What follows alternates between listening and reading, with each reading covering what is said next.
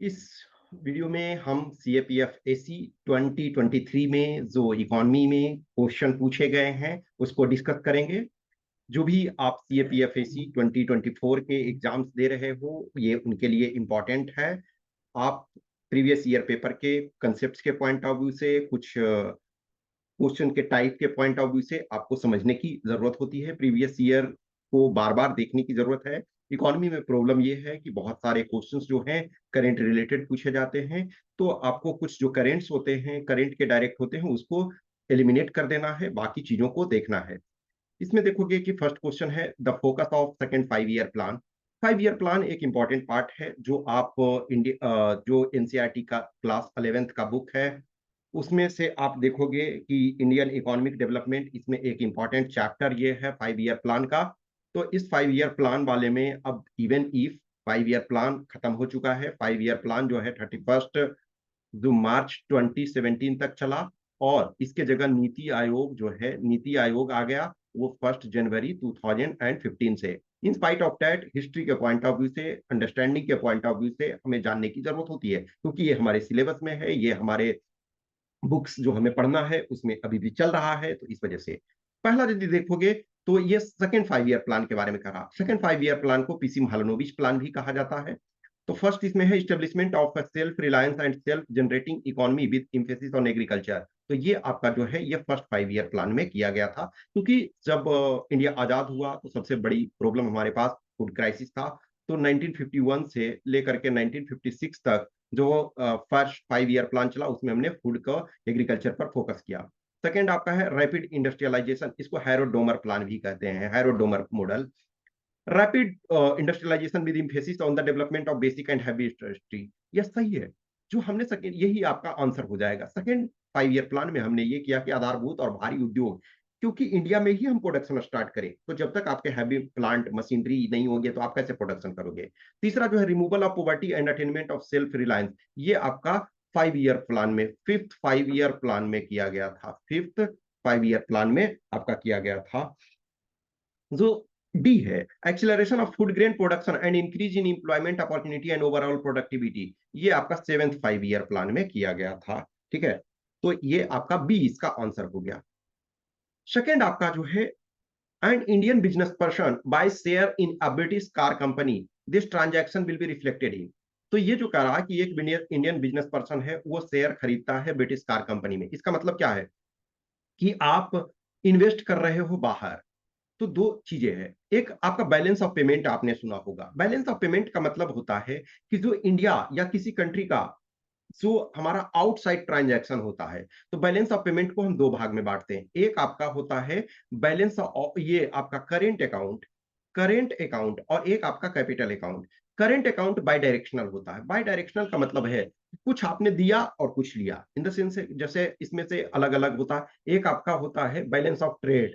Balance of trade का मतलब इसके गुड्स अकाउंट भी बोलते हैं। एक होता है बैलेंस ऑफ सर्विसेज, यानी इसको इनविजिबल अकाउंट भी बोलते हैं, इनविजिबल अकाउंट, सर्विसेज अकाउंट। या फिर आपका एक होता है रिमिटेंसेस, इंडियन बाहर जाकर के कमाए वो यहाँ आया, या कोई बाहर विदेशी इंडिया में कमाया तो वो बाहर भेजेगा। तो जो आपका जीडीपी होता है, सॉरी सॉरी, जो आपका बैलेंस ऑफ ट्रेड होता है उसमें गुड्स से संबंधित होता है। तो क्या कोई शेयर में इन्वेस्ट कर रहा है तो वो गुड्स से संबंधित है तो नहीं, तो बैलेंस ऑफ ट्रेड में तो शामिल नहीं होगा। लेकिन बैलेंस ऑफ पेमेंट का तो भाग है, तो ये balance of payment but not balance of trade, ये आपका आंसर हो जाएगा, तो बी है। नेक्स्ट आपका है क्वेश्चन नंबर 3। ये एक तरह से न्यू टाइप का चीजें था। तो इसमें करा which of the following are high frequency indicators of the Indian economy. High frequency का मतलब है कि जो रेगुलर बेसिस पे जिसका ट्रेड होता है, जिसका यूज होता है। अब पावर कंजम्पशन एक डेली फेनोमेना है। अभी देखो ये गर्मी इतना ज्यादा नॉर्थ इंडिया में है, पावर कंजम्पशन सबसे बड़ी ये है कि पावर आपका रेगुलर बेसिस पे होना चाहिए। अभी जस्ट इमेजिन करो कि फैन आप 2 मिनट के लिए भी बंद करते हो तो बहुत प्रॉब्लम होता है। तो ये पावर कंजम्पशन, ठीक है। IIP general index, okay, IIP general index और 10 ईयर जी सिक्योरिटी यील्ड। तो 10 ईयर जी सिक्योरिटी यील्ड ये भी आपका जो है तीनों के तीनों जो हैं ये में आ जा रहे हैं आपके high frequency indicators. High frequency का मतलब है कि जहां रेगुलर ट्रेड होता है, जहां रेगुलर एक्शन होता है। अब आईआईपी है, इंडेक्स ऑफ इंडस्ट्रियल प्रोडक्शन। ये इंडेक्स ऑफ इंडस्ट्रियल प्रोडक्शन जो है, ये कंट्री का हेल्थ डिसाइड करता है कि यस किस ढंग से हमारा इकोनॉमी चल रहा है। तो ये तीन का तीनों आपका शामिल है, तो डी हो जाएगा। क्वेश्चन नंबर 4 है, suppose an Indian citizen makes an investment abroad and earns a positive return on her investment, which of the following is correct. देखो जो 2 में था, एक इसी से रिलेटेड था, लेकिन वहां आंसर ऑप्शंस डिफरेंट वे में था। तो देखो डियर, जीडीपी में ध्यान रखो कि जो कंट्री के ज्योग्राफिकल बाउंड्री के इनसाइड होता है तो वो जीडीपी में शामिल होता है। तो ये तो इन्वेस्टमेंट बाहर हो रहा है तो जीडीपी में तो शामिल नहीं होगा। तो जिसमें जिसमें जीडीपी है, पार्ट ऑफ इंडिया जीडीपी, तो ये तो हटा दो। Part of India GDP, both GDP और नेशनल, तो ये तो नहीं होगा। लेकिन ये पर्सन तो इंडियन है, तो वो नेशनल इनकम में, यानी कि जीएनपी से ही हम नेशनल इनकम निकालते हैं, तो वो नेशनल इनकम का पार्ट होगा, लेकिन जीडीपी का पार्ट नहीं होगा। तो ये भी आपका हट गया, तो बी होगा कि हर income is part of India national income but not part of GDP. India का जीडीपी में पार्ट तब होगा जब इंडिया के इन साइड में इन्वेस्ट करके वो प्रॉफिट कमा रहा है, तो बी इसका होगा। क्वेश्चन नंबर 5, ये देखो प्योर डिमांड और सप्लाई, जो लास्ट हमने सेशंस में किया था, लास्ट सेशन में, तो उसमें जो डिमांड और सप्लाई के बेस पे था। तो डिमांड और सप्लाई में क्या होता है कि जो आपका कोई भी चीज है जिसका यदि आपका सप्लाई ज्यादा हो एक तरह से, तो उसके प्राइस कम होंगे, और यदि डिमांड ज्यादा हो तो प्राइस ज्यादा होंगे। तो इसमें क्या करा, सीआरआर, सीआरआर को कम कर दिया जा रहा है। सीआरआर क्या है, जो बैंकों को आरबीआई के पास रखना पड़ रहा है कैश के फॉर्म में। अभी वर्तमान में सीआरआर 4% है।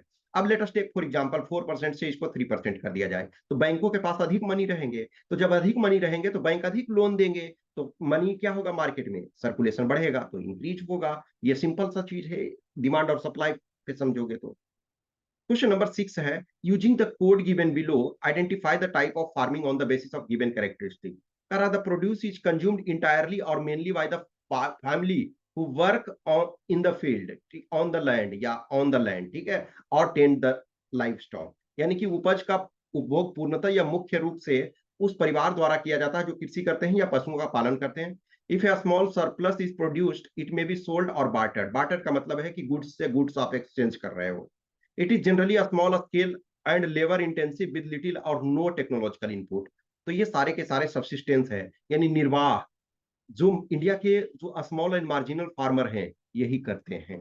अब एक्सटेंसिव फार्मिंग क्या होता है कि लैंड बहुत बड़ा एरिया है और आपने उसमें रिलेटिवली उतना इनपुट आप नहीं डाल रहे हो। इनपुट में क्या होगा कि कैपिटल, लेबर, और आप जो अदर इनपुट्स मान के चलो है कि फर्टिलाइजर और अदर कंपोनेंट्स, तो वो आप लैंड ज्यादा है लेकिन इनपुट कम डाल रहे हो। इंटेंसिव में क्या है, लैंड छोटा है, इनपुट ज्यादा डाल रहे हो। कॉमर्शियल में है कि लार्ज स्केल पे कॉमर्शियल बेसिस पे प्रॉफिट से करते हो, तो इसका सी हो जाएगा। नेक्स्ट आपका physical deficit in the union budget means. तो फिजिकल डेफिसिट का मतलब क्या होता है कि जो बजट है उसमें एक्सपेंडिचर ज्यादा है और इनकम कम है। अब पहला यदि ऑप्शंस में देखो तो ये टोटल की बात बोल रहा है कि राजकोषीय यानी कि टोटल बजट में। तो difference between current expenditure and current revenue, ये आपका होता है रेवेन्यू डेफिसिट होता है। रेवेन्यू डेफिसिट हमारा टारगेट होना चाहिए कि रेवेन्यू डेफिसिट जीरो हो, वैसे तो ये तो नहीं होगा, ये चूंकि रेवेन्यू डेफिसिट का डेफिनेशन है। नेक्स्ट है net increase in the borrowing of the union government from the RBI. देखो आरबीआई सिर्फ नहीं, इंटरनल भी हम बोरो कर सकते हैं और एक्सटर्नल भी बोरो कर सकते हैं। जब आपका डेफिसिट होगा, तो डेफिसिट होगा तो क्या करोगे, आप बोरो करोगे। लेकिन बोरो करोगे तो सिर्फ आरबीआई से ही नहीं करोगे ना, हम डिफरेंट जगह से भी कर सकते हैं ना। हम इंटरनल भी कर सकते हैं और बाहर से भी कर सकते हैं। एक्सटर्नल कॉमर्शियल बोरोइंग आप जानते हो, फिर आप आईएमएफ से बोरोइंग आप कर सकते हो, वर्ल्ड बैंक से आप बोरोइंग कर सकते हो, या बायलेटरल आप बोरोइंग कर सकते हो, तो सिर्फ आरबीआई से बोरोइंग नहीं। तो sum of budgetary deficit and the net increase in the internal and external borrowing, तो ये आपका अप्रोप्रिएट डेफिनेशन हो जाएगा। नेक्स्ट देखा जाए तो which one of the following is the largest component of revenue expenditure in union budget 22-23। तब देखा जाए तो ये पुराना है, आज की डेट में हो गया। लेकिन जब बजट का जनरल ट्रेंड देखोगे तो every year generally interest payment सबसे बड़ा कंपोनेंट होता है। तो इंटरेस्ट पेमेंट जो हमारा एक बहुत बड़ा कंपोनेंट है, तो इसका ए हो जाएगा। आप इसमें देख सकते हो, ये ट्रिब्यून इंडिया से लिया गया है, ठीक है ना, द ट्रिब्यून इंडिया।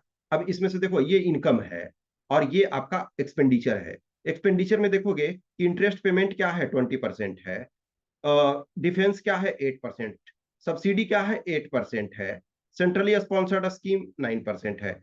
कोई भी कंपोनेंट देख रहे हो कि 20 नहीं है, तो आपका इंटरेस्ट पेमेंट जो है वो सबसे बड़ा कंपोनेंट है, ठीक है। नेक्स्ट आपका क्वेश्चन नंबर 9 कह रहा है कि ये क्वेश्चन नंबर 9 जो कह रहा है, देखो इसके पहले एक क्वेश्चन में आपने जो देखा था कि सीआरआर जो था, सीआरआर इसमें एसएलआर का डेफिनेशन है। तो ये कह रहा है कि जो आपका सॉरी सॉरी नहीं, एसएलआर दूसरा वाला क्वेश्चन में होगा। कह रहा है ये adequacy of foreign exchange reserve of a country is captured by which of the following indicator. Adequacy इसका मतलब है क्या है कि हमारे पास फॉरेन एक्सचेंज जो होता है, वो फॉरेन एक्सचेंज में क्या होगा, डॉलर होगा, एसडीआर होगा, गोल्ड होगा, ये सब जो है फॉरेन एक्सचेंज के पार्ट है। तो फॉरेन एक्सचेंज आपका सफिशियंट होना चाहिए ताकि आप बाहर से इंपोर्ट कर सको, और या आपका जो इकोनॉमी है उसका हेल्थ अच्छा रहे। तो ये क्या दिया, ये करा है कि रिजर्व टू इंपोर्ट रेशियो, इसको इंपोर्ट कवर कहते हैं। मान के चलो अभी हमारा जो ये है फॉरेन एक्सचेंज रिजर्व, तो फॉरेन एक्सचेंज रिजर्व करीब 540 बिलियन यूएसडी है।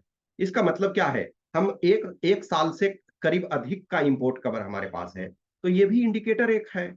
नेक्स्ट है रिजर्व टू एक्सटर्नल डेट। अब हमारा यदि एक्सटर्नल डेट बहुत ज्यादा हो जाए फॉरेन एक्सचेंज के तुलना में, इसका मतलब हमारा इकोनॉमी डिफॉल्ट कर सकता है ना, तो ये भी इंडिकेटर है। नेक्स्ट है रिजर्व टू जीडीपी। अब हमारा जीडीपी मान के चलो 3 ट्रिलियन हो, और आपका जो 3 ट्रिलियन प्लस है, ठीक है ना, 3.8 मान के चलो, और आपका यानी कि 540 बिलियन है। तो अब धीरे धीरे जैसे जैसे ये बढ़ रहा है, वैसे वैसे ये जैसे जैसे जीडीपी बढ़ रहा है, इसको भी बढ़ना चाहिए मेंटेन करने के लिए, तो ये भी सही है। नेक्स्ट है reserve to monetary aggregates. Monetary aggregates का मतलब क्या होता है कि मार्केट में आपका कितना मनी सर्कुलेशन है। मार्केट में मनी सर्कुलेशन बहुत ज्यादा हो जाएगा और रिजर्व कम रहेगा, तब भी प्रॉब्लम होगा। तो ये सारे के सारे इंडिकेटर्स हैं, तो 1 2 3 4 हो जाए। क्वेश्चन नंबर 10 कह रहा, if all the people in the economy increase the proportion of income they save, the total value of saving in the economy will either decrease or remain unchanged. This phenomena is, देखो क्या कहता है कि मान के चलो सब आदमी सोचे ना कि हम सेविंग करेंगे, तो ये आपको लग सकता है ना कि यार सब लोग सेविंग कर रहा है, तब तो इकोनॉमी में सेविंग बढ़ना चाहिए, लेकिन नहीं। जस्ट इमेजिन करो कि मार्केट में दुकानें सब खोले हुए हैं, कोई भी चीज का, कपड़े हो, फूड आइटम हो, इलेक्ट्रॉनिक्स हो, इलेक्ट्रिकल सामान हो, और कपड़े हो, बहुत सारी चीजें हैं। अब सब कोई सेविंग करना चाहेगा, तो इकोनॉमी तो ग्रो नहीं करेगा ना। अब सेविंग क्या करोगे, अब जस्ट इमेजिन करो कि आप 50 रुपया सेव कर रहे थे, अब आप खर्च नहीं कर रहे हो मार्केट में, तो दुकान जो है वो बंद हो जाएगा। तो उसमें जो लेबर काम कर रहे हैं उनको नौकरी नहीं मिलेगा, तो धीरे धीरे क्या होगा, वो इकोनॉमी कोलैप्स कर जाएगा, तो एग्रीगेट सबका सेविंग डाउन होगा।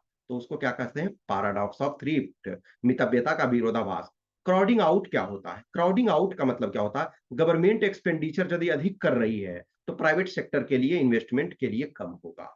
इसमें क्या होगा, क्राउडिंग इन, गवर्नमेंट एक्सपेंडिचर यदि कम कर रही है तो प्राइवेट सेक्टर के लिए ज्यादा इन्वेस्ट करने के लिए ऑप्शन होंगे।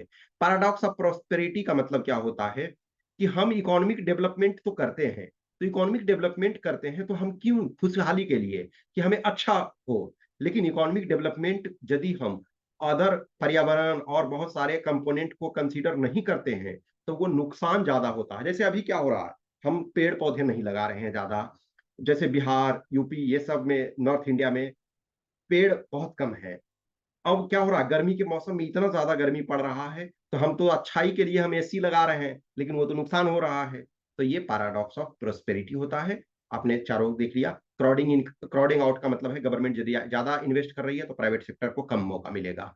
बी में है क्राउडिंग इन, गवर्नमेंट कम कर रही है तो प्राइवेट सेक्टर को ज्यादा मिलेगा। पैराडॉक्स ऑफ थ्रिफ्ट, इसका आंसर है कि सब लोग सेव करने लगोगे तो रियलिटी में ज्यादा सेव नहीं होगा, वो कम होगा या कांस्टेंट रहेगा या कम हो जाएगा, तो सी इसका आंसर होगा।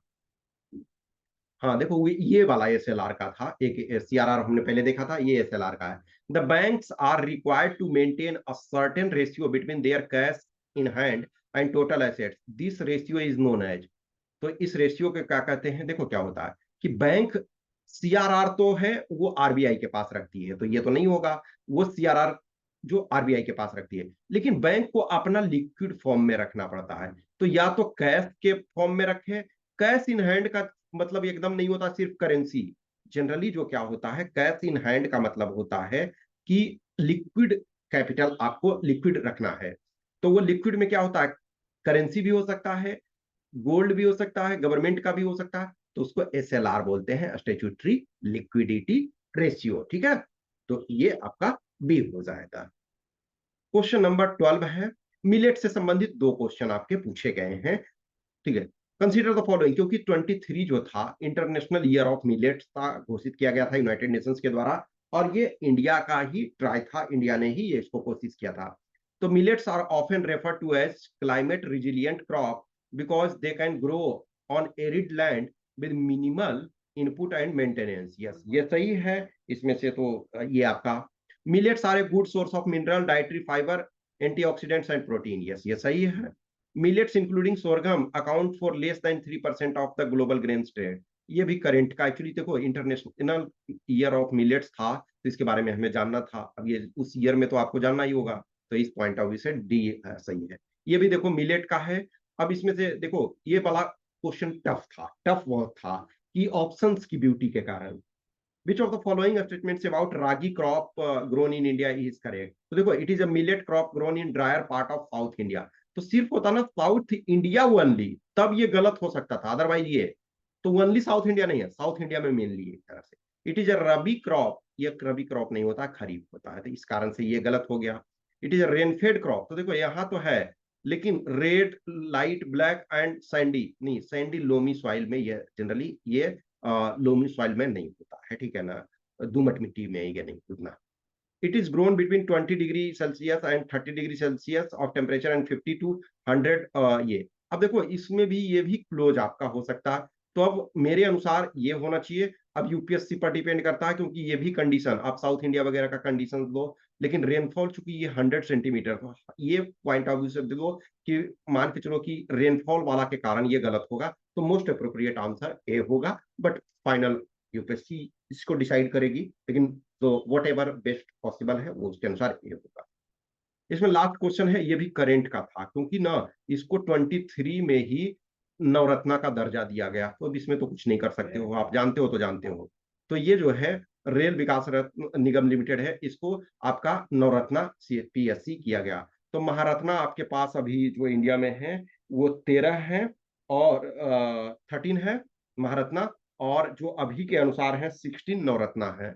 तो महारत्ना को आपको पता होना चाहिए। अब देखो मिनी रत्ना 1 और मिनी रत्ना 2 ये सब पॉसिबल ही नहीं है, वर्चुअली सारा चीज को आप ये नहीं कर सकते हो, लेकिन महारत्ना और नवरत्ना आपको देख लेना चाहिए कभी कभी, खास करके महारत्ना आपको पता होना चाहिए।